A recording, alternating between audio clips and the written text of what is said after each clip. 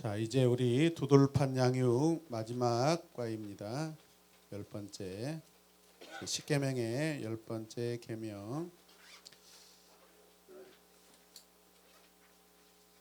오늘 양육의 제목을 같이 한번 읽겠습니다.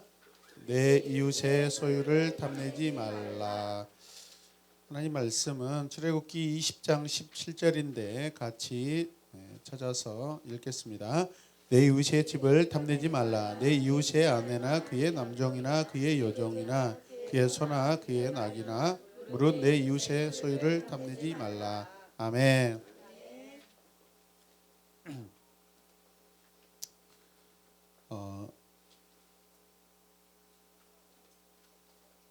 지우기가 아깝네요.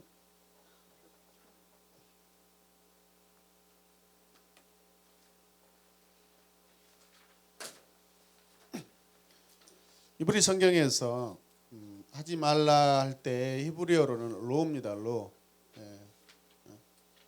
부정형이죠. 기억해 놓으셔요. 원어에 보면은 로타흐 모드라고 되어 있다. 로타흐 모드, 로타흐 모드, 타흐 모드. 탐내지 말라. 긍정형은 뭐겠어요? 탐내라. 예. 자, 거기에 그 예문을 한번 보겠습니다. 자, 탐욕스러운 눈. 자, 같이 보십시다. 알렉산더는 전 세계를 정복한 후에 고국이 마게도냐를 향하여 기웃길에 올랐습니다. 도중에 그는 한 시내를 만나 물가로 내려갔습니다. 그리고 배낭에서 소금에 절인 물고기 몇 마리를 꺼내서 물에 깨끗하게 씻기 시작했습니다. 그런데 아주 놀라운 일이 벌어졌습니다. 절인 물고기가 물에 닿자마자 살아서 움직이게 된 것입니다. 이제 나는 알았다. 이 시냇물은 낙원에서 흘러나오는구나. 빨리 이 물로 얼굴을 씻자. 그리고 물고기를 따라 올라가 보자. 그러면 반드시 낙원이 있을 것이다. 그가 얼굴을 씻자.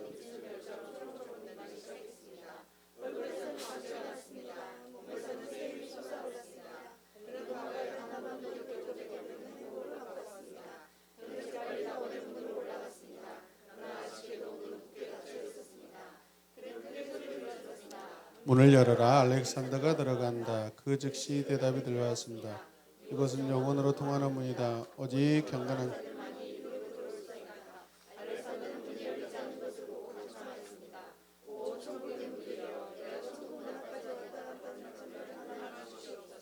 그러자 낙원의 문들은 긍휼을 베풀어서 잠깐 동안 열렸습니다. 그때 사람의 눈알 하나가 그를 향해 굴러왔습니다. 깜짝 놀란 알렉산더는 그것을 집어서 자신의 배낭 안에 넣었습니다. 그리고 그는 마게도냐를 향한 기웃길에 올랐습니다. 알렉산더는 고국에 도착하자마자 현인들을 한데 불러 모았습니다. 그는 자신이 겪었던 모든 일들을 그에게 이야기하였습니다. 내가 받은 그 이상한 선물은 무엇을 의미합니까? 왕이 이렇게 묻자 현인들이 말했습니다. 오 왕이시여, 그 눈알을 저울 위에 달아 보십시오. 뭐라고요? 눈알 무게는 얼마 나가지 않습니다. 현인들이 말했습니다. 그대로 하셔야 합니다. 저울 반대편에는 금한 조각을 달아 보십시오. 그러면 어느 것이 더 무거운지 알게 될 것입니다.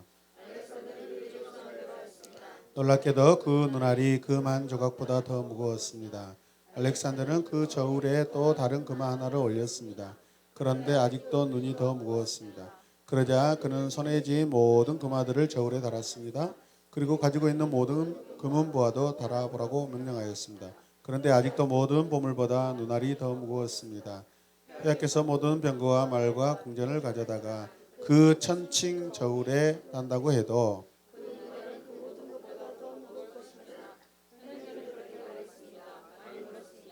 그대들은 이 일을 어떻게 설명하시겠소? 인들이 말했습니다. 이 일에는 교훈을 배우셔야 합니다. 오 왕이시여, 인간의 눈은 무엇을 보아도 절대로 만족할 줄 모릅니다. 당신이 아무리 많은 보물을 보여준다 하더라도 그 눈에는 결코 차지 않고 더욱 보려고 할 뿐입니다. 부정적인 어떤 관점에서 지금 이렇게 보는 것이고, 저는 또 읽으면서 긍정적인 관점으로도 보았습니다. 세상의 어떤 금은 보화보다도 우리 눈으로 볼 수 있는 것이 더 크고 더 귀하다라고. 그죠? 우리 눈은 다 담을 수 있잖아요. 보는 대로 담을 수 있잖아요. 이해되십니까? 인생은 그래서 우리가 두 갈래인 것 같습니다. 자, 1번 지문을 보시면 미국은 공공교육기관의 예산을 다 합쳐도 광고에 드는 비용보다 적다고 합니다. 그만큼 광고비를 많이 사용합니다. 광고는 기존의 물건에 만족하지 않고 사람들이 새로운 것을 구입하도록 합니다. 오래되지 않고 불편하지 않는 제품을 다시 새로운 것으로 교체하도록 열망하도록 합니다. 당신이 최근에 필요하지 않은데도 구입한 것이 있나요? 왜 그것을 구입하였나요? 사놓고 사실 못 쓴 거 많이 있죠. 저는 대표적으로 저쪽 예배당에 있을 때 그때는 이제 아이폰이 전부였어요. 아이폰으로 모든 것을 다 해결했어야 돼요. 동영상 찍고 그런데 이렇게 찍다 보면은 조금 확대도 좀 하고 싶은데 확대하다 보면은 이게 딱 동영상이 이렇게 멈춰 버려요. 스톱이 돼 버려요. 어떻게 할까? 그래도 뭐 짐볼도 한번 사볼까? 아니면은 뭐이죠? 스마트폰 그 삼각대 길게 이렇게 해가지고 거기 줌 인아웃 할 수 있는. 근데 아이폰은 이게 굉장히 그런 제품들을 구하기가 힘들더라고요. 일반 안드로이드는 그냥 바로바로 연동이 되고 하는데 그래가지고 그 렌즈가 막 3개, 4개, 5개 있는 거 돌려가지고 막 확장하고 그 해보려고 그랬어요. 근데 돌리는 순간 영상이 그 겹쳐지는 그 순간들이 영상이 다 망가지고 그러더라고요. 이게 안 되구나. 그래서 고민 그때 결국은 저 뒤에 있는 저 뭐죠? 캠코더를 구입하게 된 것이죠. 얼마나 편한지 모릅니다. 그래서 그거 사용하지도 못하고 거의 버렸어요. 싸요. 비싸지도 않아요. 아마 여러분들도 아마 그럴 것입니다. 그런데 어떤 사람들 보면은 뭐라고 하죠? 뭐 어떤 신제품이 나오면 빨리빨리 이렇게 구매하는 사람들, 얼리 아답터, 그 관심 있잖아요. 관심 많잖아요. 막 그죠? 핸드폰 새로운 기종 나오면 이스케 집사님 막 굉장히 이렇게 기계에 대해서 관심이 많아서 이걸 사라 말아 진짜 이런. 요즘에는 성화돼서 접었죠 그런 거. 굉장히 기계에 발달하신 분. 전 없어요 그런 거. 그런 거 없습니까? 저 절대로 아무거나 막 안 사요. 기종이 뭐예요 지금 가지고 계신가요? S9 플러스. 신형이잖아요 이거. 뭐 득- 9. 9이에요? 그러면 지금 최신형이 뭐예요? 40이에요? 20이에요? 20이에요? 그냥 넘어가겠습니다 이번에. 깨끗합니다. 문제 삼지 않고 넘어가겠습니다. 이런 질문을 왜 하는 것이죠? 우리가 끊임없이 그냥 그 만족하지 못하고 그죠? 그 막 갈증하고 있고 욕심이 우리 안에 뭔가 막 일어나고 있다라는 것을 지금 말하고 싶은 것이죠. 이해되십니까? 그 이런 단어가 있어요. 이런 용어가 있어요. 맥시멀 라이프. 맥시멀이 뭐죠? 최고치잖아요.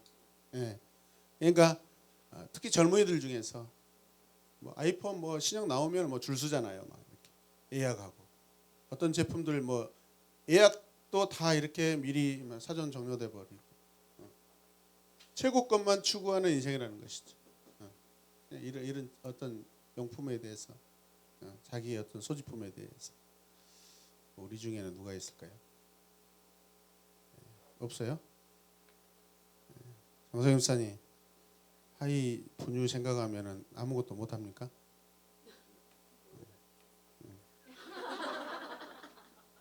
가끔 저한테 오해하시는 분들도 있더라고요.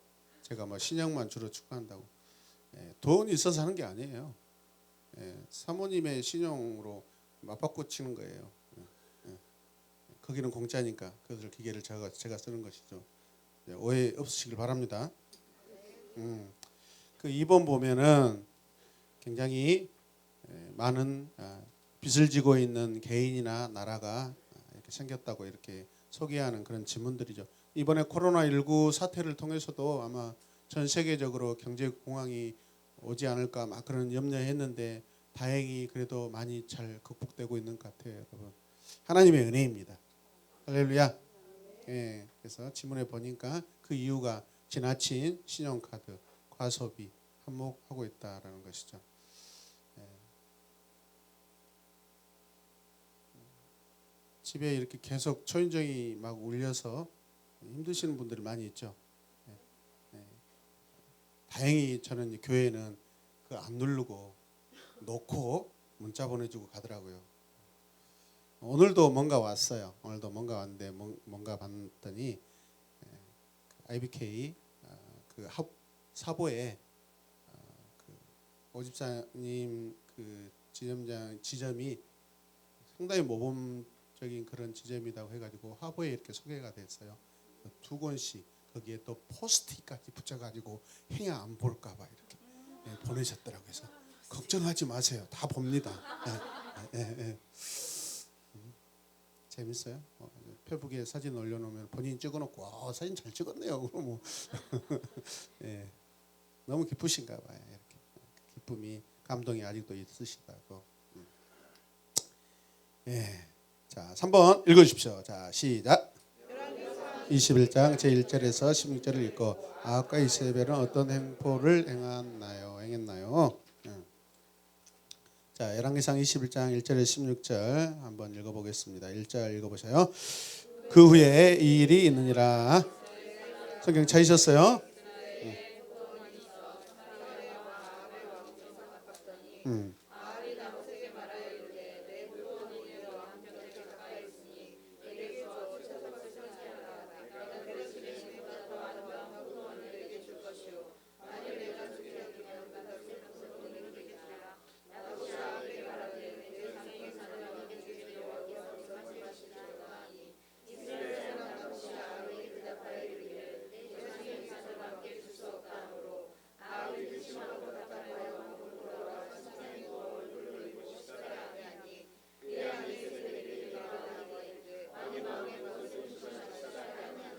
네, 거기까지 보겠습니다. 자, 여기에서 이 본문 안에서 등장하는 사람이 있어요. 세 명인데 누구예요?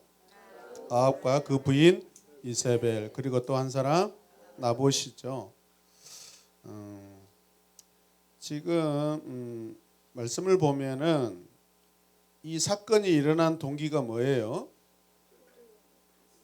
예, 그런데 그 포도밭 에 대해서 누가 관심을 가지고 있어요?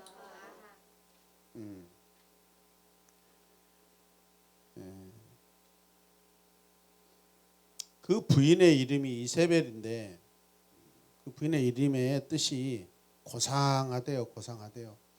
그래서 이게 지금 어떻게 이것을 해석할 것인가? 무엇 때문에 고상한가? 무엇에 대하여 고상한가?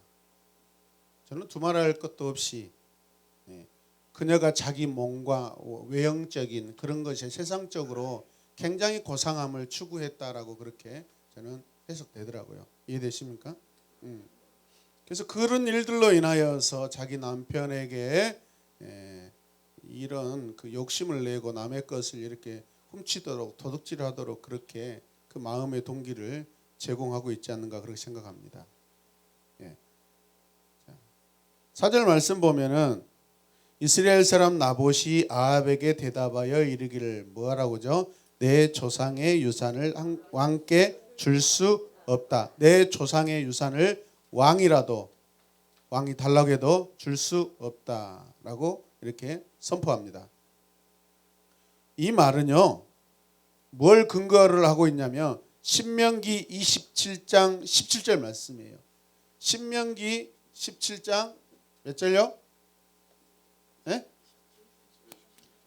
27장 17절 말씀을 보면은 그의 이웃의 경교패를 옮기는 자는 저주를 받을 것이라 할 것이요 모든 백성은 아멘할지라라고 되어 있어요. 근데 이 말씀이 잠언 22장 28절에도 동일하게 기록되어 있어요.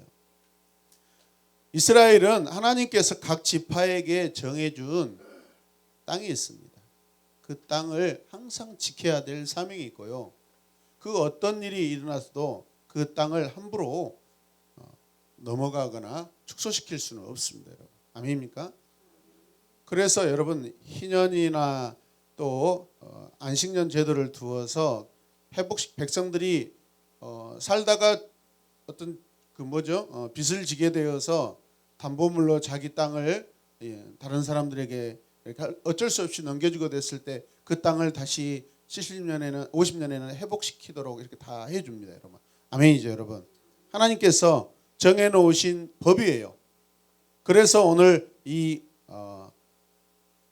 나봇이라는 사람이 내 조상의 유산을 왕께 줄 수 없다라는 것은 절대 안 된다라는 것. 하나님 말씀에 분명히 이렇게 붙들고 있는 거예요. 율법을 순종하는 사람이에요. 근데 그 반면에 아합은 하나님의 율법을 지금 깨뜨리고 있는 거예요. 이해되십니까? 네. 남의 것을 탐내는 것은 하나님의 법, 하나님의 말씀을 넘어가는 거예요, 여러분. 이해되시면 아멘 합시다. 네. 그래서 여러 가지 방법을 통해 가지고 결국엔 거짓 증인들을 세우고 모함해 가지고 결국 그 포도원을 뺏어 버리죠, 여러분. 그런데 하나님께서는 말씀에서 그렇게 하면 안 된다고 분명히 말씀하셨어요. 아멘이죠. 네, 그 말씀대로 갚아주십니다, 여러분. 아합은요 북이스라엘 왕조예요. 가장 탁월한 왕이었어요, 여러분.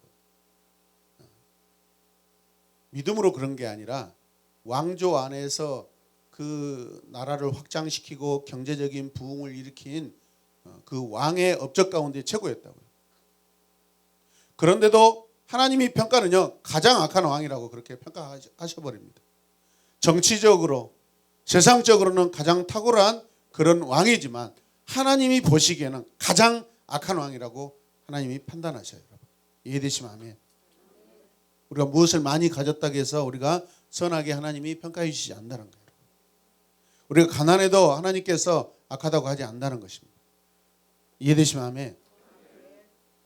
하나님의 말씀을 지키고 사는 것이 여러분 하나님이 기뻐하시고 복 있는 인생인 줄로 믿으시길 바랍니다.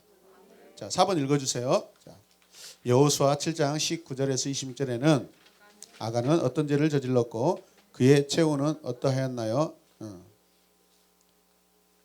자, 같이 말씀 읽읍시다. 자, 시작. 그러므로 여호수아가 아간에게 이르되 내 아들아 청하노니 이스라엘의 하나님 여호와께서 영광을 돌려 그 앞에 자복하고 내가 행한 일을 내게 알게 하라. 그 일을 내게 숨기지 말라 하시니 여호수아에게 대답하여 이르되 참으로 너는 범죄하여 이러이러하게 행하였나이다. 내가 노력한 물건 중에 시날산의 아름다운 외투 한 벌과 은 200세겔과 그 무게가 50세겔 되는 금덩이 하나를 보고 탐내어 가져갔나이다. 벗어서 이제 그 물건들을 내 장막 가운데 땅속에 감추었는데 은은 그 밑에 있나이다 하더라. 이에 여호수아가 사자들을 보내매 그의 장막에 달려가 본즉 물건이 그 장막 안에 감추어져 있는데 은은 그 밑에 있는지라. 그들이 그것을 장막 가운데서 취하여 여호수아와 이스라엘 모든 자손에게 가지고 오매 그들이 그것을 여호수아가 그 은과 그 외투에 그 아들들과 그의 딸들과 그의 소들과 그의 나귀들과 그의 양들과 그의 장막과 그에게 속한 모든 것을 이끌고 아굴 골짜기로 가서 여호수아가 이르되 내가 어찌하여 우리를 괴롭게 하였느냐.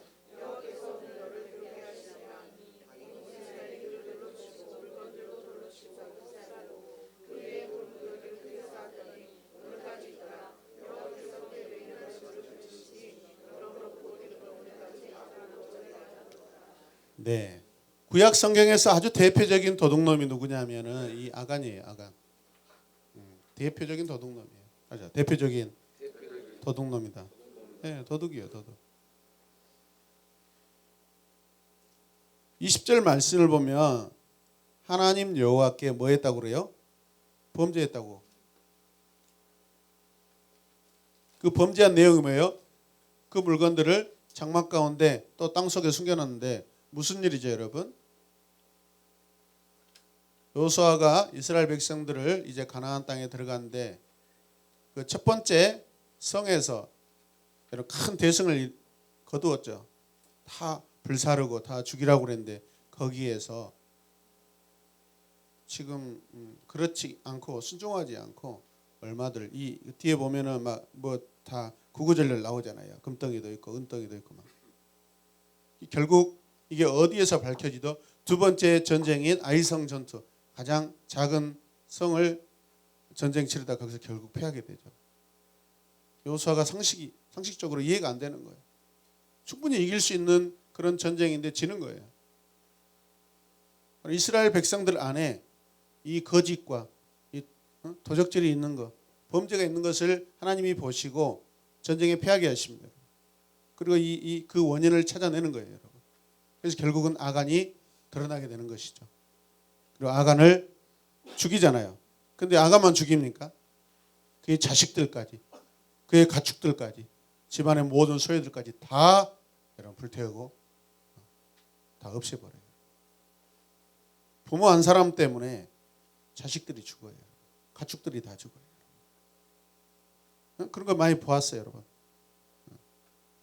우리 공동체 안에도 이런 일이 일어나지 않기를 원합니다. 아멘입니까? 예. 하나님 믿는다고 피해갈 수 있는 게 아니에요, 여러분. 오히려 하나님 더 엄격하게 그런 것들을 보십니다.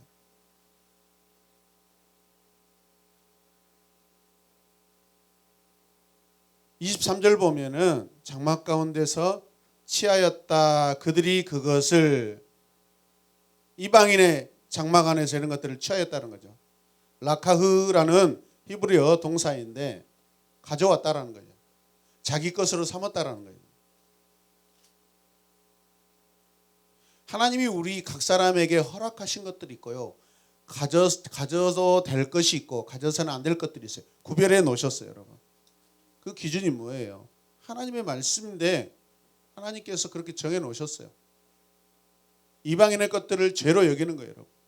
거룩하지 못하다는 거예요, 여러분. 레위기 우리가 계속 보고 있지만은 여러분 그 재물의 그 기구들에게도 여러분 거룩한 그 뭐죠? 의식을 행사해야 돼요, 여러분. 아멘입니까?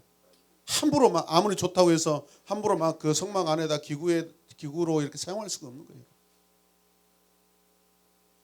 우리도 마찬가지입니다.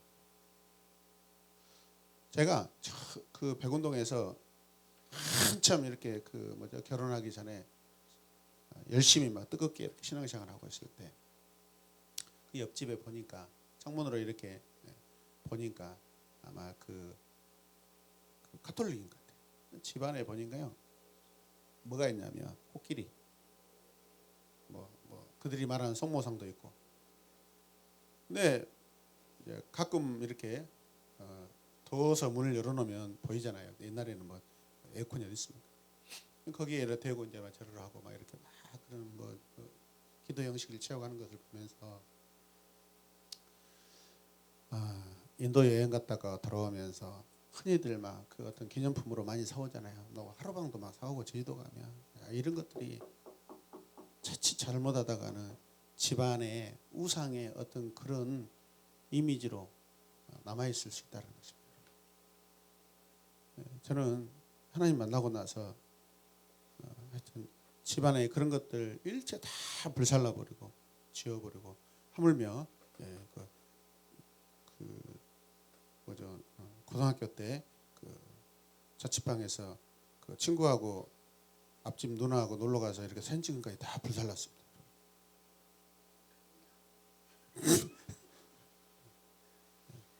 여담이고 이게 내 삶에 내 인생 앞으로 내 인생에 이게 막 그 걸리적거릴 것들을 다 정리했어요.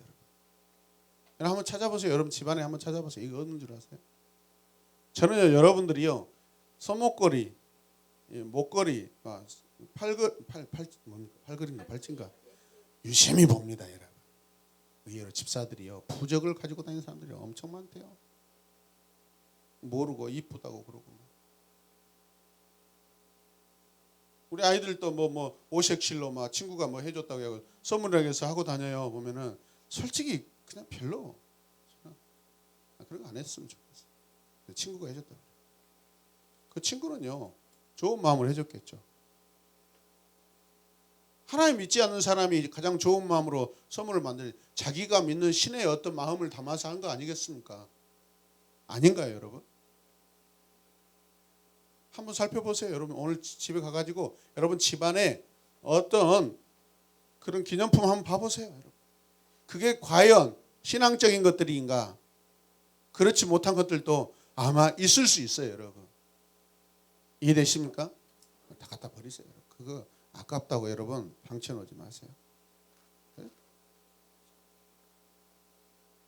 저는 그런 부분에 대해서 우리가 좀 명확하게 해야 된다고 생각합니다. 아멘입니까?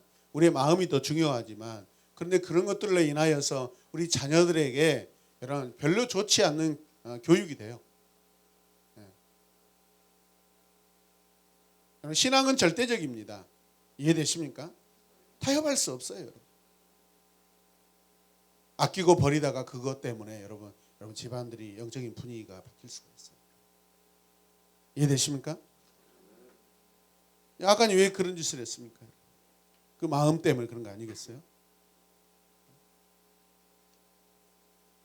그를 돌로 치고 물건들도 돌로 치고 불사르고. 근데 왜 이렇게 했어요? 26절에 보니까 그 이유는 하나님의 맹렬한 진노가 임했기 때문에 그렇다는 거예요. 그냥 진노가 아니라 하나님이 어마어마한 화가 나셨다는 거예요. 그래서 그 아골 골짜기라는 곳에서 그렇게 심판을 하는데 이 아골이라는 것은 괴롭다, 고통스럽다, 재난을 당했다라는 그런 의미가 있거든요.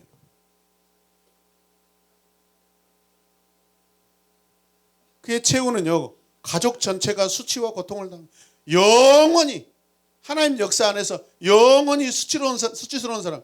제가 그랬잖아요. 이스라엘의 대표적인 도둑이라고. 영원히 주님 오실 때까지 영원히 이렇게 불명예를 가지고 사는 거예요. 여러분 보세요. 이게 개인적인 그런 심판이 아니에요. 이게 하나님 나라에 얼마나 중요한 그런 분기점인 줄 아세요?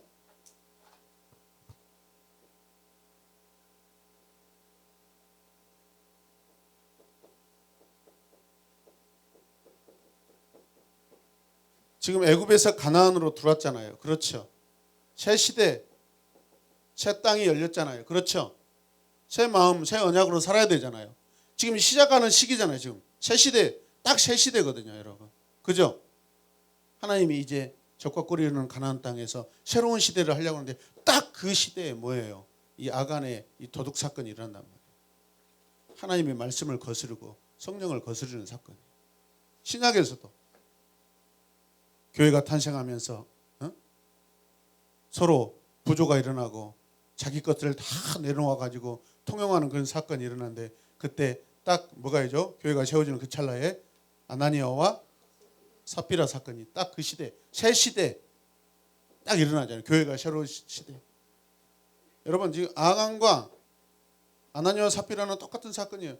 구약의 대표적인 성령을 거스르는 사건이고 신약의 첫 번째 새 시대를 여는 포문을 여는 딱 그 시점에서 도둑놈들 신약과 구약의 대표적인 이해되십니까? 그럼 오늘 양육을 준비하는데 이게 딱 연결이 되는 거예요.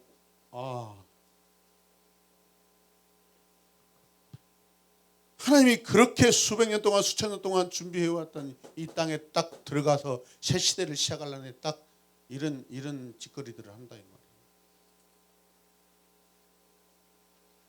우리도 마찬가지예요.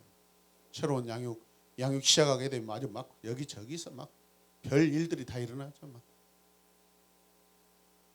가만히 있다가 사람이 변화될 그런 시점, 하나님의 성령의 놀라운 역사를 일으키려고 하는 딱 그 시점에 그거 시작되기 시작하면 막 여기저기서 막 사건이 뻥뻥 터져가지고 막 성도들끼리 막 서로 막 오해가 생기고 사실은 아니에요. 오해가 생겨서 이 양육이 온전히 진행되지 못하도록 막 방해되는 역사들이 많이 이해되시면 아멘.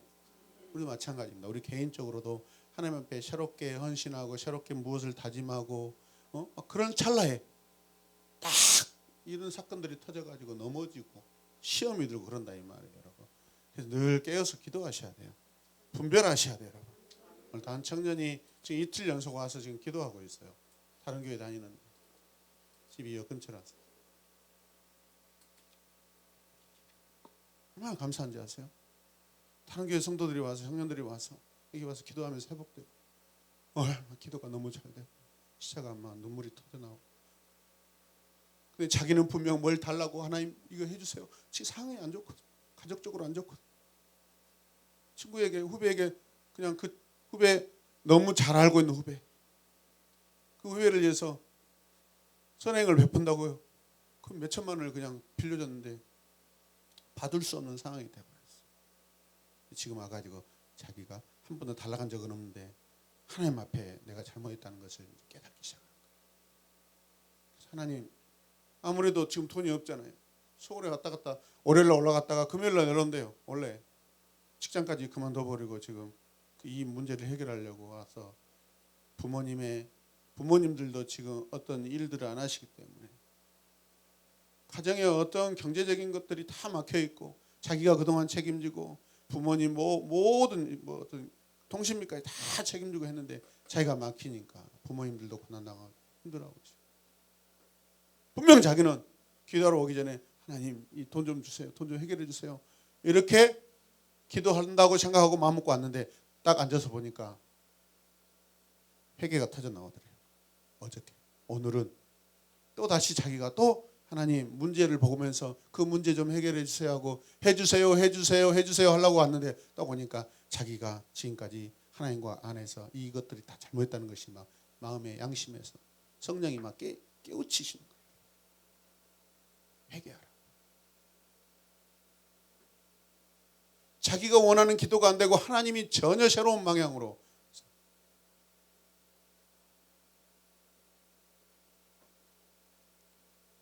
이 말씀을 가르쳐줬죠. 예배자가 예물을 준비해갖고 올 때 그런 마음이다. 잘했다. 우리에게는 회개가 먼저입니다. 여러분. 축복이 먼저가 아니에요. 원래 우리 태생 자체가 아담 이후로는 우리는 저주받은 자잖아요. 여러분. 심판받은 자잖아요. 그럼 우리는 회개가 먼저 돼야 되죠. 그래야 회복이 되는 것이죠. 여러분. 하나님도 없는데 무슨 축복 그러냐. 그 순서가 잘못된 거죠. 그걸 깨닫고 다시 회복하고 있더라고요. 아멘. 그리고 성경 읽고 가고. 감사했어요. 하나님께서 또 이렇게 또 우리 공동체를 사용하시고 또 예배당을 사용하시는 그 은혜가 있구나. 아멘이죠. 네. 또 성령의 역사, 구약과 신약의 아주 결정적인 그런 딱 두 사건이 데자뷰예요. 자, 5번 읽겠습니다. 바울은 디모데전서 6장 10절에서 돈을 사랑하는 것을 어떻게 묘사하고 있습니까? 자, 읽읍시다. 돈을 사랑함이 이것을 탐내는 자들은 미혹을 받아 믿음에서 떠나 많은 근심으로서 자기를 찔렀도다. 여러분, 돈 자체는 악한 것이 아니죠, 여러분. 그것을 사용하는 그 사용자가 잘못 사용함으로 말미암아 그 돈이라는 그 물질 덩어리, 그 유통화폐 자체를 잘못 사용하니까 악한 상황이 되는 것이죠. 이해되십니까? 이 돈에 대해서 어떻게 하라는 거예요? 돈을 사랑하는 것이 일만하게 뿌리가 된다는 거죠.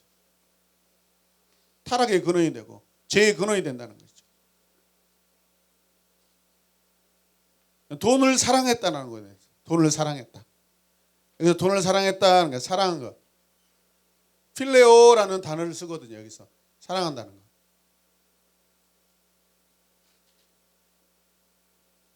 돈을 필레오 하게 되면 뭐예요? 믿음에서 떠나게 되고 많은 근심이 오게 되고 마지막에는 자기 자신을 찌르는 그런 일들이 발생한다는 거죠. 우리 주변에서 우리가 그동안 경험했던 일들 아니겠습니까, 여러분? 이해되십니까? 예. 네. 자, 그 다음에 6번 넘어가겠습니다. 골로새서 3장 5절은 탐심을 무엇이라고 정의하고 있나요? 읽어주세요.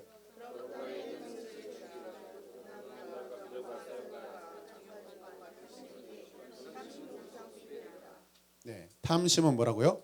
우상숭배. 우상숭배는 추상적인 게 아니에요, 여러분. 실제적인 거예요. 눈에 보이는 거예요, 여러분. 지금 내가 하는 거예요, 여러분. 추상명사가 아니다고. 추상적인 어떤 동사가 아니라고요. 탐심과 탐욕이 우상을 만들고 숭배하게 만드는 거예요. 여기서 탐심은요, 가지고 싶은 그런 욕망을 말해요. 가지고 싶다.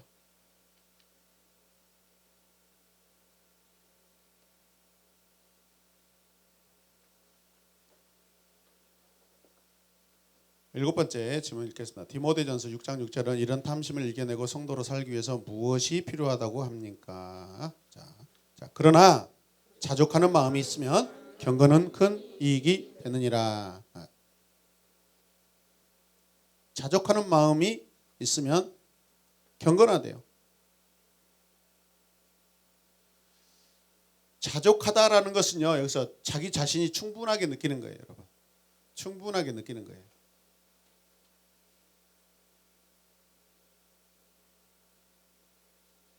그러니까 자기 만족이 일어나지 않으면 큰 손해가 일어난다라고 우리가 반대로 이렇게 또 문장을 완성할 수가 있어요. 탐심이 왜 일어나냐? 만족하지 못한다.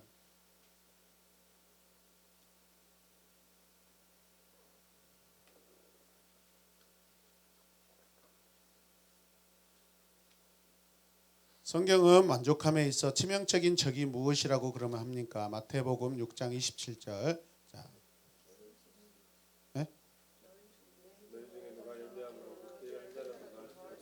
네. 자, 자족하지 못한다는 게 무슨 뜻이라고요? 그러면 염려하는 거예요. 염려. 계속 염려하지 말라 나옵니다, 여러분. 원어를 찾아보니까 염려라는 것이 메림나예요. 메림나. 걱정하다, 집중하다예요. Be careful 그러잖아요. 걱정하지 마라. 집중해. 다른 말로 하면은 집착이에요. 염려라는 것은 집착이에요. 계속 거기에 꽂혀 있는 거예요. 어떤 사건에, 어떤 사물에, 어떤 상황에 계속 집착되어 있는 거예요. 그걸 걱정이라는 거예요. 그잖아요. 우리 걱정 안 한다는 건 뭐죠? 훌을 털어버린 거잖아요. 김 목사님. 걱정이 뭐예요? 계속 그걸 붙잡고 있는 거잖아요. 그렇죠? 집착이잖아요. 계속 집중하는 거예요. 그 상황에 대해서. 여러분 생각해 보세요. 쉽게 제가요. 지금부터 내일 모레 한 달 동안요. 이 의자만 쳐다보겠다고 생각해 봐요. 이게 정상적인가요? 제가 이 마이크에다가 한 달 동안, 며칠 동안 계속해서 시간만 나면 여기 와서 쳐다보겠다고 생각해 보세요. 관계적으로 여러분 보세요. 이걸 관계적으로 이 상황을 관계적으로 봤을 때 어차피 우리는 하나님 중심의 사람들 아닙니까? 그 이거 쳐다보고 있을 때 우리는 하나님 관계가 되나요? 안 되는 거예요.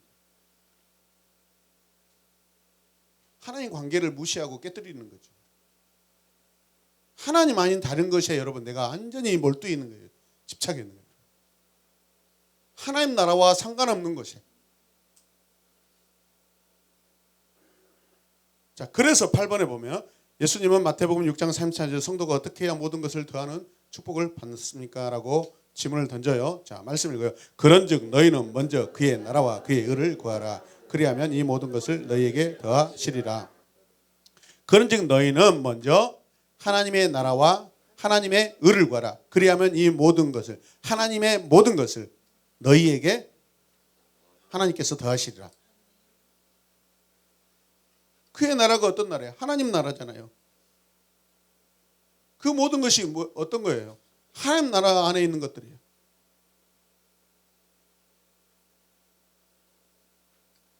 우리가 하나님 나라만 추구하고 하나님 나라만 구하면은 그냥 마지막에 말씀 보니까 이 모든 것을 너희에게 더하시리라. 곱절로 준다는 거예요, 여러분. 여기서 구하다라는 것은 어떤 의미인 줄 아세요? 다른 말로 하면 사실은 이게 원어적으로는 잘못되어 있어요. 찾다예요, 찾다. 하나님을 찾는 거예요. 계속 우리는 하나님을 찾으면 돼요. 하나님 나라를 찾고 하나님의 것을 찾고 하나님 그분의 마음을 찾고 그분의 생각을 찾고 그분의 의도를 찾으면은요, 그냥 하나님께서 우리에게 있는 거 다 더해서 주신대요. 아멘입니까? 이게 신비예요, 신비.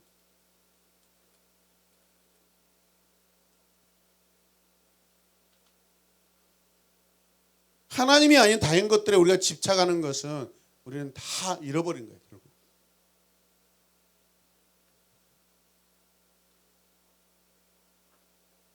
자, 9번 바울이 돈에 관한 바른 가치관을 가졌던 이유가 무엇일까요? 히브리서 13장 5절에서 6절에 나타난 그의 재정관과 일치의 비결을 찾아보겠습니다. 자, 히브리서 13장 5절 6절. 돈을 사랑하지 말고 있는 바를 족한 줄로 알아. 자족하라는 거죠. 그가 친히 말씀하시기를 내가 결코 너를 버리지 아니하고 아니라 하셨느니라. 그러므로 우리가 담대히 말하되 주는 나를 돕는 이시니 내가 무서워하지 않겠노라. 사람이 내게 어찌하리요 하노라. 예. 돈 사랑하지 마라. 지금 네가 가지고 있는 거 족하라. 나 여호와가 결코 너희들 버리지 않아. 나 떠나지 않아. 온 세상, 온 우주의 주인. 그분이 너를 떠나지 않고 너를 버리지 않는다는데 왜 돈을 사랑하고 있어? 그게 뭐다고?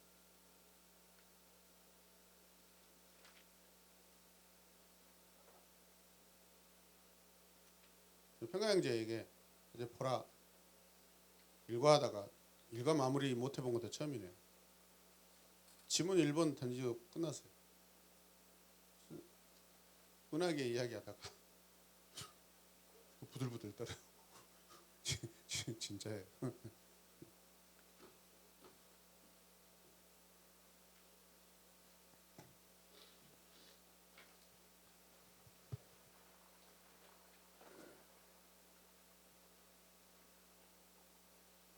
우리가 지식과 어떤 학문이 부족했을 때는 우리 지구나 우리가 살고 있는 우리가 눈에 보이는 우주는 정해져 있는 공간이라고 그렇게 생각했어요. 사람들이, 고대인들은 그러잖아요. 가다가 지구도 쭉 가다가 탁 떨어져서 죽는다고 생각했어요. 배를 타고 가다 보면 언젠가는 거기 탁 떨어질 거다. 그럼 생각해 보세요. 지금 만약에 그렇다면 우리가 살고 있는 이 우주 공간이 어느 정도 정해져 있다. 근데 우리는 끊임없이 우주 기술을 개발하고 있잖아요. 발전시키고 있잖아요. 여기까지 가는 것이 여기까지 갈 수 있어요. 여기까지도 갈 수 있어요, 없어요? 있어요. 넘어갈 수 있어요, 없어요? 하나님이 만들어 놓은 것이 여기인데 인간의 기술이 개발돼 가지고 넘어갔다. 그러면 하나님이 커요, 사람이 커요? 사람이 큰 거죠. 이걸 설명해 줬어요. 이해되시죠, 여러분? 하나님 작은 분이 돼버려요. 우주가 크다는 거, 측량할 수 없이 크다라는 거.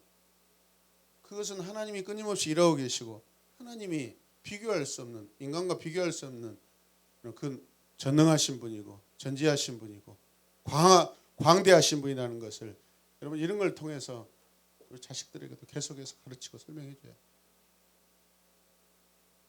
예전에는 우리의 어떤 그 학문이 이 정도까지 규정해 놨기 때문에 이런 논리였다.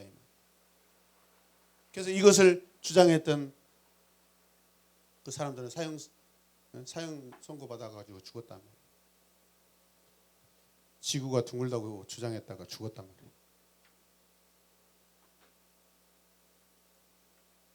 근데 사실 이것도요, 우리가 말씀을 잘못 해석하고 있고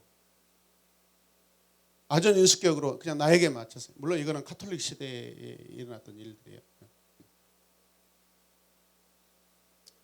우리가 어떤 사건에 어떤 이론에 집착해 버리면요 더 큰 진리를 보지 못해요, 여러분. 아멘입니까?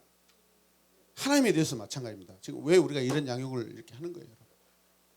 하나님에 대해서 알아야 돼요, 여러분. 하나님에 대해서 알아야 돼요. 관계적으로 알아야 되고 신학적으로, 지식적으로 말씀을 우리가 해석하면서 하나님이 어떤 분인 걸 알아야 돼요. 많이 아는 분은요 하나님에 대해서 많이 누리는 거예요, 여러분. 작은 하나님이면 이 하나님밖에 누리지 못해 자기가. 그 이렇게 크다. 자기가 하나님 생각하나. 그분은 이렇게 크게 삶을 사는 거예요, 여러분. 아멘입니까, 여러분? 성도들도 마찬가지고 목회자들도 마찬가지. 우리가 편협된 지식을 가지고 있으면 그냥 그 작은 공간 안에서 평생 푸득푸득하다가 끝나버려요.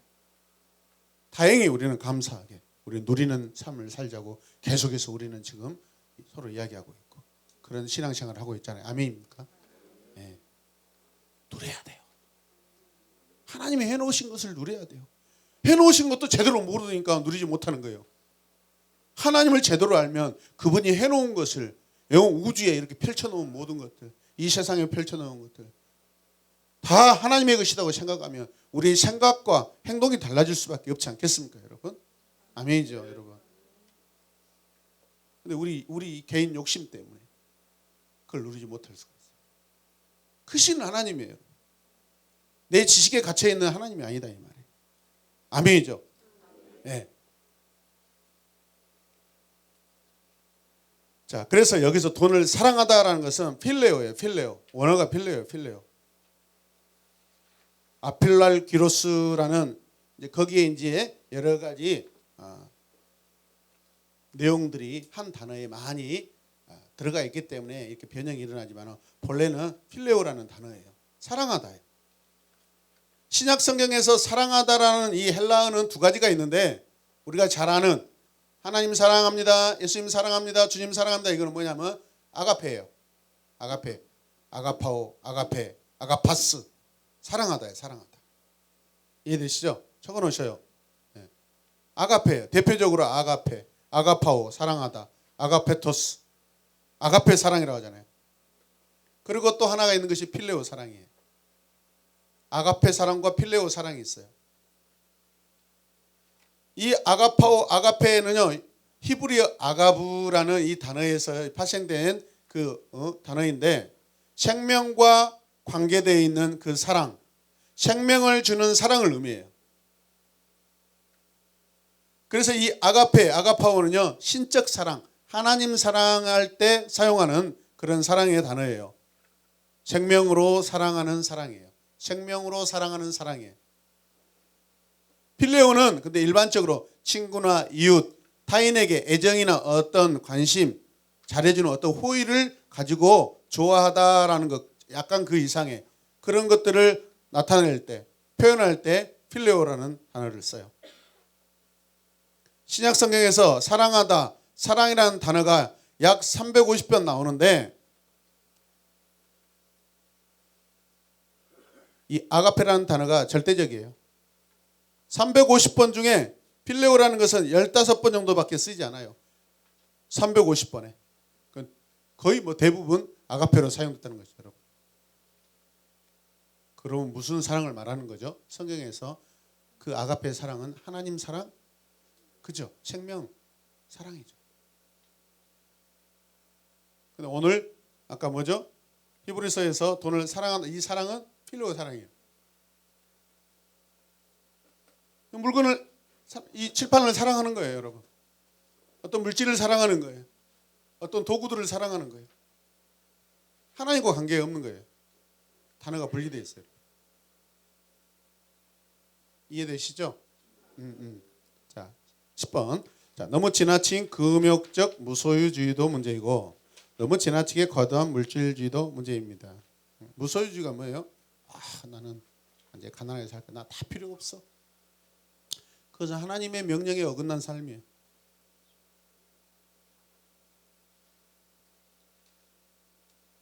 집사님 왜 11조도 안 하시고 왜 집사님 왜 감사헌금도 안 하고 집사님 왜 주정헌금도 안 하세요? 저 실직했잖아요. 직장 안 다니잖아요. 그냥 편하게 살고 싶고요. 욕심 없이 살고 싶어요. 잘못된 거예요.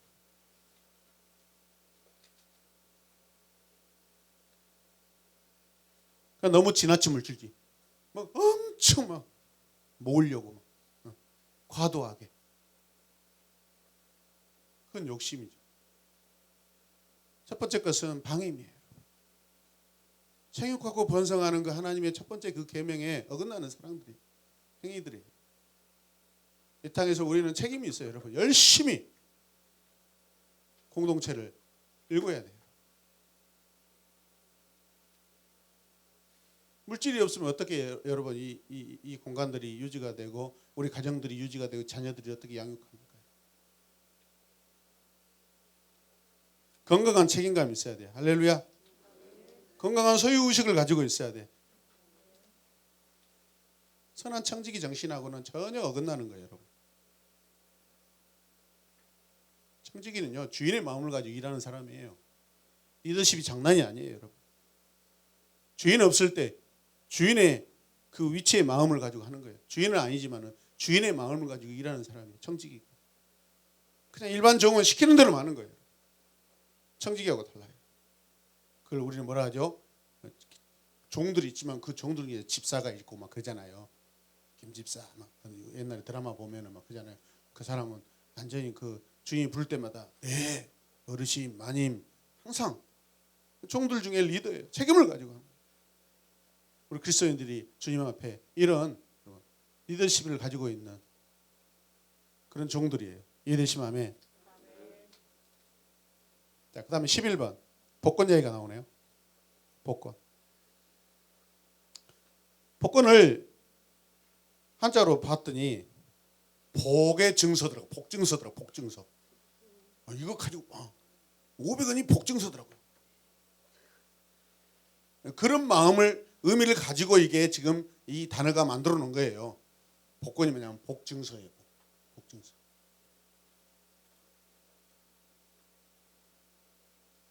그 무슨 뜻이죠? 인간이 복을 만들고 싶은 거예요. 인간이 복을 가지고 싶어서 복을 만들어 놓은 거예요. 마치 복이다, 복된다라고 생각하는 거예요. 그러나 진짜 복은 어디서 와요? 하나님께 오죠. 그래서 이게 악한 거예요. 하나님과 상관없는 거예요. 복권의 복은요, 하나님의 복이 아니에요. 하나님 주신 복이 아니라 인간이 노력해서 하려고 하는, 열심히 일하지 말라는 그런 의미가 아니에요, 여러분. 복 자체가 뭐예요? 그 복은요, 이 땅에서 절대적인 거예요. 하나님께 오는 것이 복이에요. 하나님 안에서 누리는 것이 복이에요. 마치 그 복을 내가 이 증서를 가지고 그렇게 말하는 것과 똑같아요. 내 손에 복이 있다. 내가 하나님 복 만들어낸다. 마치 그런 월권행위를 하고 있는 거예요. 이해되십니까? 다 사람들이, 개인들이 지금, 인간들이 지금 가지고 있는 욕심들이죠.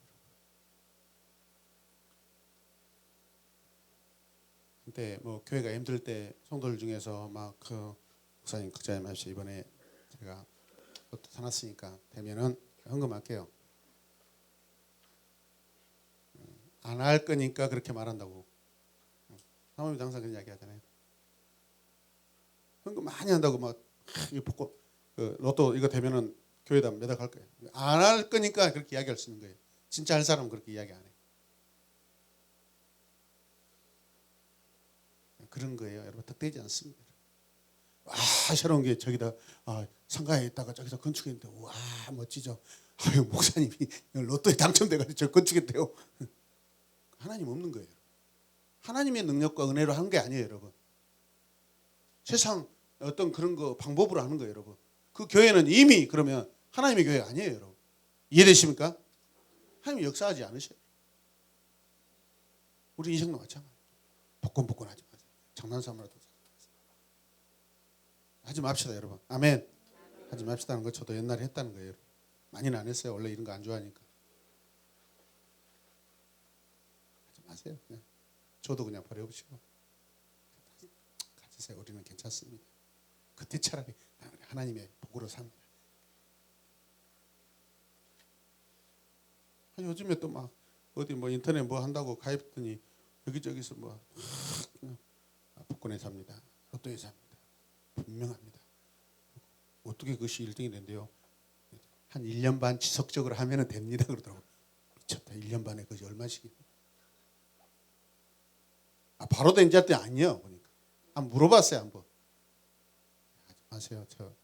저한테 전화하지 마세요. 관심 없습니다.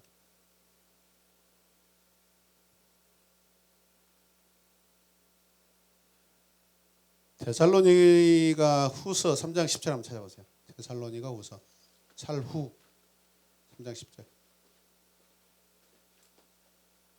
자, 읽읍시다. 시작.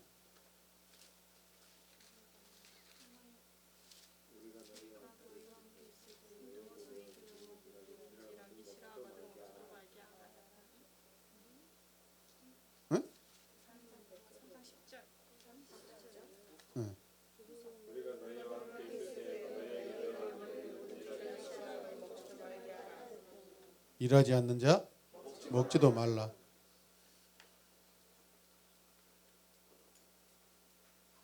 이게 하나님의 말씀이라고 믿습니까? 일하지 않으면 먹지 말아야 되는 거 성경이잖아요. 무슨 뜻일까요, 여러분? 무슨 의도일까요? 요행 바라지 말라는 거예요, 여러분. 우리는 힘써 일해야 되는 사람들이야. 할렐루야. 이미 창세기에 하나님께서 우리 인간에게 이미 선포된 말씀이에요, 여러분. 땀 흘려서 일을 해야 돼요, 여러분.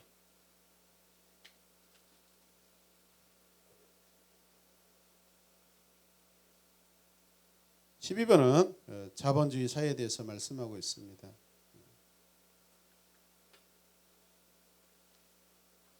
요즘 부동산은 뭐 사람들의 뭐 생존을 좌지우지한다고 그렇게 이야기를 하고, 저는 참 걱정이 돼요.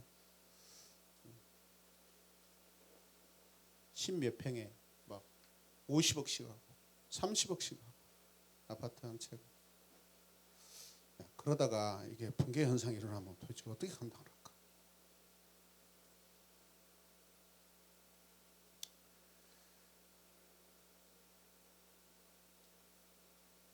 불합리한 그 경제 활동을 우리가 해서는 안 된다고 말씀하고 있습니다. 아멘. 예. 집값 올라가는 거 좋아하지 마시고. 자, 13번. 자, 누가복음 12장 16절에서 21절에 나오는 부자의 문제를 무엇인가요? 자, 제가 말씀을 제가 읽으면서 볼게요. 여러분 적어놓은 거 보세요. 자, 또 비유로 그들에게 말하여 이르시되 한 부자가 그 밭에 소출이 풍성함에 마음속에 생각하여 이르되 누가? 예? 누구예요? 내가 혹시 쌓을 것이 없으니 어찌할까 하고, 또 18절 또 이르되 누가? 이렇게 하리라. 어느 곳에? 내 곳간. 그 다음에 헐고 더 크게 짓고 또 뭐 한다고? 내 모든 곡식과 물건. 19절에 내가, 또 내가 내 영혼에게. 지금 누구 중심이에요, 이 부자는? 내가 내 곳간에 내 모든 거, 내가 나의 것 다 내 것이라는 거예요. 물질관 잘못됐죠? 그런데 보세요. 20절에 하나님이 이 내가 내 모든 거 내 곳간 이래 한 사람에게 뭐라 하죠? 어리석은 자여 그럽니다. 그렇게 말씀만 하신 게 아니라 영혼까지 하나님이 가져가셔. 네 준비한 거, 지금까지 네가 쌓아놓은 거, 열심히 모아놓은 거 어디 갔느냐? 누구 것이 되겠느냐? 21절. 그래서 이런 사람을 뭐라고 해요? 자기를 위하여 재물을 쌓아둔 사람이라고 해요. 21절에서는 자기를 위하여 하고 하나님에 대하여가 대립하고 있어요. 대국법이에요. 대국법. 대조하고 있어요. 자기를 위하여 재물을 쌓아놓고 하나님에 대하여는 부여하지 못해. 하나님께는 가난하게 행동하고. 부자의 생각과 마음이 뭐예요? 내가 세 번이나 내가 내 곳간 내 모든. 그때 하나님 뭐라고 해요? 내 영혼을 내가 준비한 거. 여러분 하나님이 사랑하는 백성에게 뭐라는지 아세요? 우리가 가지고 있는 것을 자기 것처럼 여겨주시고 보호해 주십니다. 여러분. 네 것 그러잖아요 지금. 그죠? 하나님께서 자기 소유로 지금 생각을 안 해주시잖아요. 그죠? 네가 그렇게 네 거 내가 했으니까 내 영혼이야. 네 거야. 네 거 내가 찾을 거야 해버려. 하나님과 상관이 있어 없어요? 없어. 딱 잘라 말해요. 그 여러분들의 소유는 여러분들이 하나님 인정하고 살면요. 하나님께서 여러분들 것을 하나님의 여호와 것이라고 찍죠. 여호와 것이면 여호와께서 지키시고 보호하시죠. 아멘입니까? 그거죠, 여러분.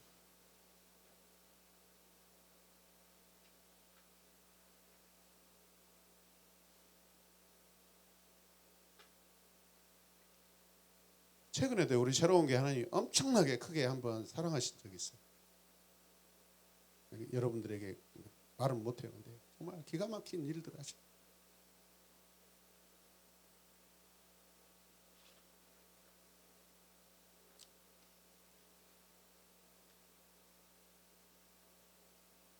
거기 보세요. 한번 써놔보세요. 자기를 위하여만 있고 하나님께 대하여는 없다. 이런 사람은 뭐죠? 부유하지 못한 자예요. 자기를 위하여만 있고 하나님께 대하여는 없다. 부유하지 못한 자. 자기를 위하여 재물을 쌓아두고 하나님께 대하여는 부유하지 못한 것이 문제라는 거예요. 14번 마태복음 6장 24절 25절 우리가 이방인처럼 살지 않기를 원합니다. 이방인처럼 사는 삶은 어떤 삶인가? 마태복음 6, 24, 25절. 자, 보겠습니다. 마지막 문제예요. 한 사람이 두 주인을 섬기지 못할 것이니 혹 이를 미워하고 저를 사랑하나. 계속 읽으세요.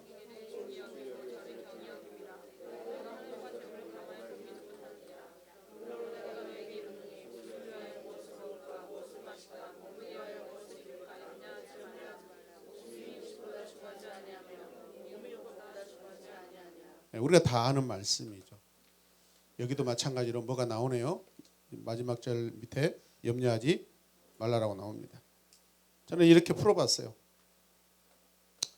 저를 사랑하고 하나님을 미워하고. 한번 써보실래요?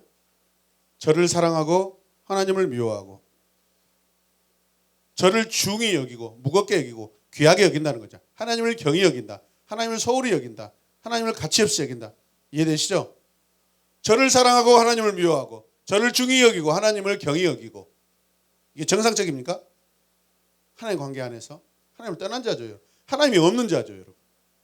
근데 반대로 그럼 우리는 어떻게 해야 돼요? 하나님을 사랑하고 저를 미워하고 하나님을 중히 여기고 저를 경히 여기고. 아멘. 이 말씀을 쭉 이렇게 묵상해 보니까 굉장히 재밌는 도식들이 많이 나오더라고요. 그 밑에 보니까 뭐가 나오죠? 주인과 종에 대해서 이야기하죠. 그래 안 그래요? 내가 하나님의 종이냐 내가 하나님을 주인으로 섬기는가 이런 질문이 되더라고요. 내가 하나님 데우스의 둘로스인가 내가 하나님을 큐리오스 주로 여기고 있는가. 그런데 반대 오늘 본문 안에 나온 이 사람은 어떤 사람이에요? 내가 재물의 종이에요. 맘모나스의 둘로스예요. 재물을 사랑하고 맘몬을 사랑하다 보니까 그 맘몬의 나중에는 뭐가 돼요? 키리오스 주인 노릇을 해야 되는데 종이 돼버려요.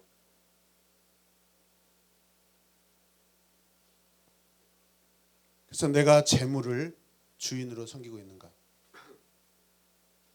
나는 재물의 혹시 종이 아니냐? 맘모나스의 둘로스가 아니냐 혹시? 혹시 나는 맘모나스를 내 키리오스로 그렇게 여기고 살고 있지 않느냐? 이해되십니까? 돈이 뭐라고? 돈을 사랑하게 되면요, 그것이 나의 주인 노릇을 해버린다. 나는 그 돈의 노예가 되고 종이 된다는 거예요. 여러분 물질을 털털 털어야 돼요. 우리 신앙인들요, 이 재물관 이게 파헤쳐지지 않고 이거 졸업 안 되면 평생 관뚜껑 안에 열고 들어갈 때까지 여러분 돈 돌아버립니다. 오늘도 청년하고 이야기하고 어제도 그 청년하고 이야기하면서 제가 과거 이야기를 해줬어요. 좀 바보 같은 소리지만 어렸을 때 부자한테 우리 집 재산들을 많이 뺏긴 것보다도 우리 아버지가 그냥 어려운 상황에 닥치니까 어쩔 수 없이 우리 그때 당시에는 여러분 돈이 없어서 옆집에서 산을 사줄 수가 없어. 읍내에 있는 부자나 사주지. 근데 아버지가 그 부자하고 또 어떻게 친해가지고 땅을 사달라고 산을 사달라고 다 팔아버렸어요. 우리 조카 살리려고. 저는 모르죠, 사실은.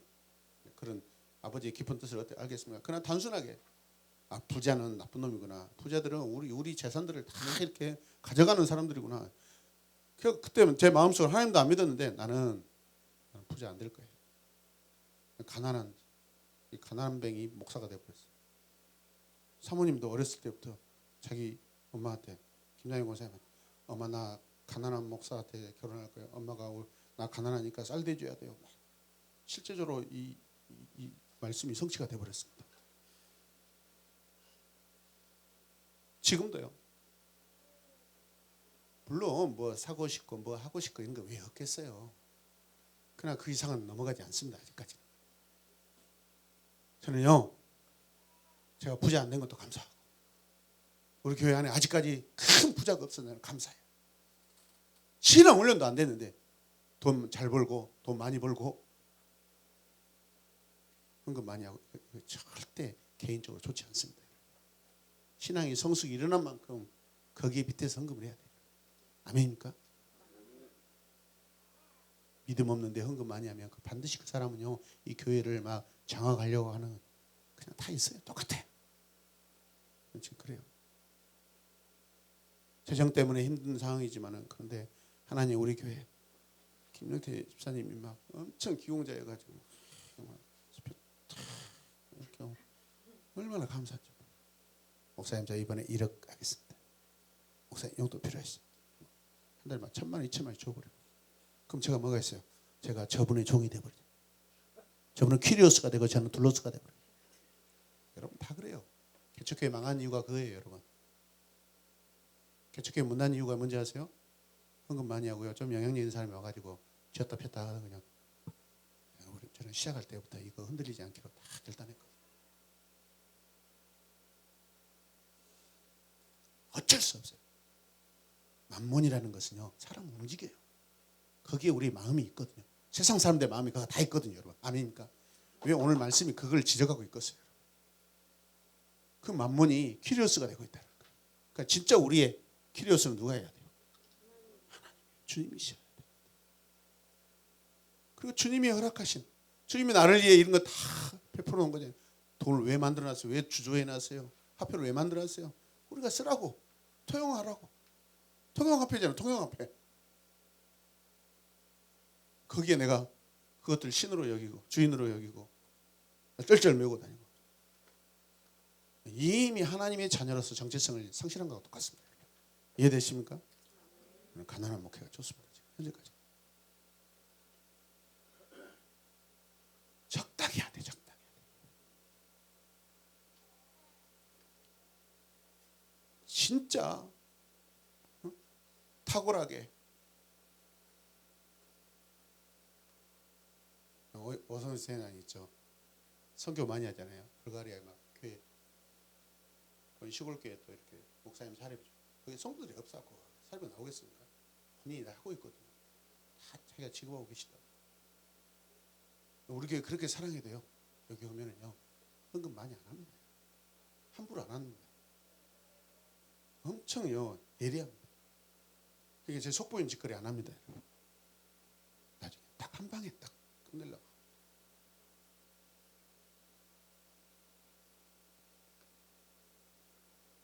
그런 돈으로 인하여서 우리 인간관계가 속이 보여버리면요, 그분 떠나버려요. 그분이 우리 새로운 게 목회의 어떤 뭘 위해서 오신 분도 아니잖아요. 사랑해서 온 거잖아요. 우리 교회가 좋아서 오시는 거잖아요. 보내주는 것만 해도 얼마나 돈으로 가치가 많습니까? 우리 인간을요 그런 것으로 여러 관계로 판단하시면 안 돼요. 아멘입니까? 인간관계를 잘 하셔야 돼요.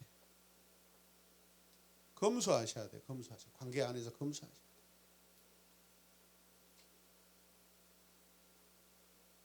그래서 제가 표를 만들어가면서 한번 생각을 해봤어요.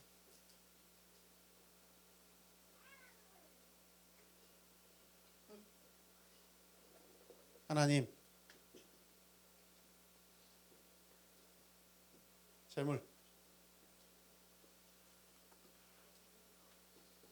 이분이 우리의 주인이 돼야 돼요. 그죠? 그죠? 큐리오스, 만몬, 이건 종으로 삼아야 돼요. 둘러스로. 아멘. 하나님,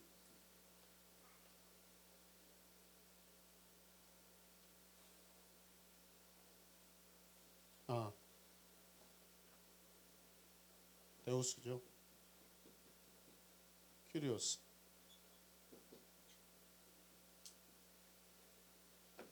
일단 그려보면서 이걸 절대 이 표는 잊지 말아야 되겠다. 하나님, 데우스. 하나님에게 재물은 뭐냐? 종이에요. 종으로 얘기해야 돼. 하나님의 자녀가 그 만몬들을 주인으로 삼으면 되겠어요? 하나님과 맞바꾸는 거예요. 겸하여 섬길 수 없다라는 것을, 그것을 하나님의 위치에 놓고 있다는 거 아니겠습니까, 여러분? 아멘입니까? 지나치게 인색하지도 마시고 지나치게 과소비하셔도 안 되고. 그래서 제가 이렇게 적어봤어요. 내 이웃의 소유를 어떻게 관계할 것인가. 오늘 왜 하나님께서 내 이웃의 소유를 탐내지 말라는 것이죠, 여러분? 그거 내 거 아니라는 거예요. 그 하나님의 것이에요. 아멘. 내 이웃의 소유를 어떻게 관계할 것인가. 하나님의 것인가 내 것인가. 소유의 종인가 소유의 주인인가. 염려가 왜 일어난다고 했죠? 자족하지 않기 때문에. 염려가 일어나는 것은 자족하지 못하기 때문에. 자족하면 염려가 일어나지 않는다는 것이에요. 근데 감사합니다. 충분합니다. 네, 더 주시면 또 흘려보내겠습니다. 어려울 때 여러분들 다 성교하고 계시죠? 지금 각 소그룹별로 잘하시는 거예요. 그래서 하나님께서 이 공동체에 복을 주고 계세요. 아멘입니까? 자족하는 마음이 경건이래요, 여러분. 그래서 우리가 기도할 때 염려하지 않게 하소서, 재물에 대하여 주인 노릇하게 하여 주시옵소서. 집착하지 않게 하소서, 재물을 종으로 삼게 하여 종으로 부리게 하여 주시옵소서. 내가 그 돈을 내가 부리면서 살아야지. 돈 때문에 걱정된 것은 사실이에요. 그만큼 이 세상에, 이 시대, 현 시대, 오는 시대, 과거 시대, 돈이 세상의 주인 노릇했어요, 여러분. 내가 습관적으로 돈에 약하다 하신 분들은요, 철저하게 회개하셔야 돼요. 하나님과 돈을요 맞바꿀 수가 없어요. 그 자리에다가 지금 돈을 놓고 사는 거예요, 여러분. 회개하셔야 돼요. 아멘입니까? 그래도 우리 성도들은 대부분이 겸손하시고 대부분 하나님 앞에 청지기 삶을 살고 계시는 분 계시다고 저는 생각하고 있어요. 나머지 부분은 여러분 각자가 자기 자신을 하나님 안에서 선한 양심으로 판단하시길 바랍니다. 아멘. 우리 함께 찬양하면서 마무리하겠습니다. 마음속에 근심 있는 사람 찬양하겠습니다.